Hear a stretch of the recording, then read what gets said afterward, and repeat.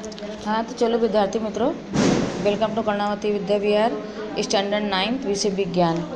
तो अपने लेसन पढ़ रहे थे, लेसन सेवन में पहुँचे थे जीवों में विविधता।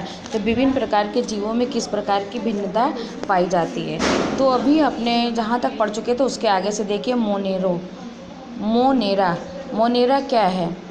इन जीवों में ना तो संगठित केंद्रक होता है, ना कोशिकांग होते हैं और ना उनके शरीर पर बहुकोषी होते हैं। इनमें पाई जाने वाली विविधता अन्य लक्षणों पर निर्भर करती है। कुछ में कोशिका भित्ति पाई जाती है, कुछ में नहीं। कोशिका भित्ति के होने या ना होने के कारण मोनेरा वर्ग के जीवों की शारीरिक संरचना में आए परिवर्तन तुलनात्मक रूप से बहुकोशिकीय जीवों में कोशिका भित्ति के होने या ना होने के कारण आए परिवर्तनों से भिन्न होते हैं।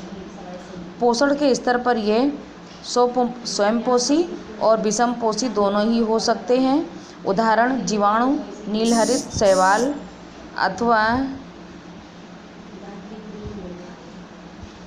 अथवा साइनोबैक्टीरिया, माइकोप्लाज्मा आदि उदाहरण हैं। तो देखिए ये बैक्टीरिया है, ये बीजाणु है।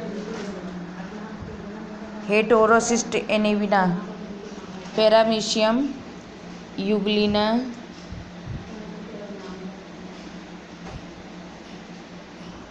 अमीबा। तो इन लोगों के इसमें बताया गया जीवों में विभिन्नता अलग अलग प्रकार के। कुछ जीव होते हैं एक कोषीय होती है, कुछ होते हैं बहुकोषीय होते हैं जिनकी एक कोशिका से बनाई जाती है। एक कोषीय बहुकोशिका से बनाई जाती है तो बहुकोषीय। लेकिन कुछ ऐसे कार्य होते हैं जो दोनों में समान होते हैं और कुछ कार्य होते हैं जो भिन्न होते हैं दोनों में। फंजई देखिए क्या है, विषमपोषी यूकेरियोटिक जीव है। यूकेरियोटिक जीव इनमें से कुछ पोषण के लिए सड़े गले कार्बनिक पदार्थों पर निर्भर रहते हैं। जो विषमपोषी यानी फंजई है, ये कार्बनिक पदार्थों पर सड़े गले जो कार्बनिक पदार्थ होते हैं इसके ऊपर वे निर्भर रहते हैं, इसलिए इन्हें मृत जीवी कहा जाता है। कई अन्य अतिथेय जीव के जीवित जीवद्रव पर भोजन के लिए आश्रित होते हैं, इन्हें परजीवी कहते हैं। इनमें से कई अपने जीवन के विशेष अवस्था में बहुकोषीय क्षमता प्राप्त कर लेते हैं। फंजई अथवा कवक में काइटिन नामक जटिल शर्करा की बनी हुई कोशिका भित्ति पाई जाती है। उदाहरणतः ईस्ट, मोल्ड, मशरूम उदाहरण ये फंजई के हैं। जीवधारी प्रोकैरियोट और यूकेरियोट। अब यूकेरियोट के कितने भाग हैं? एक कोषीय, बहुकोषीय। अब एक कोषीय में प्रोटिस्टा, बहुकोषीय में कोशिका भित्ति सहित प्रकाश संश्लेषण करने वाले फंजई।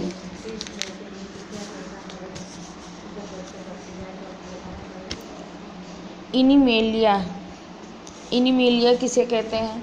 तो अभी आप देखेंगे इसमें इनिमेलिया के विषय में। ऐसे सभी जो बहुकोषीय होते हैं यूकेरियोटिक जीव जिनकी कोशिका भित्ति नहीं पाई जाती है और उनके वर्ग जीव जो होते हैं विषमपोषी होते हैं। इस वर्ग के जीव विषमपोषी होते हैं। इस वर्ग की चर्चा हम बाद में करेंगे। आपके देखिए ब्लूप्रिंट से कुछ क्वेश्चन आपको दिखाए जा रहे हैं। मोनेरा अथवा प्रोटिस्टा जैसे जीवों के वर्गीकरण के मापदंड क्या हैं? तो इसका देखिए पेज नंबर 106 के अंदर दिया हुआ है। प्रकाश संश्लेषण करने वाले एक कोषीय यूकेरियोटिक जीव को आप किस जगत पे रखेंगे? प्रोटिस्टा।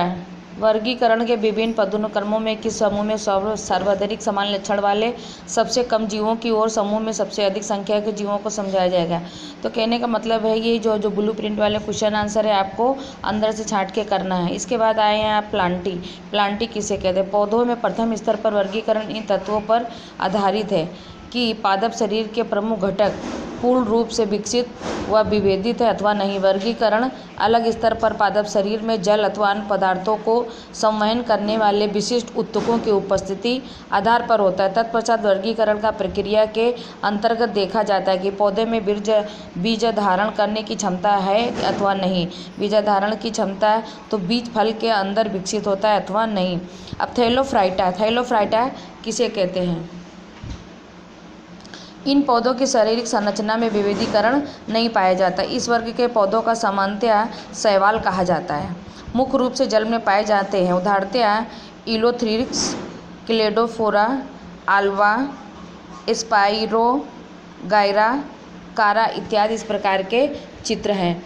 अब बायरोफ्राइटा।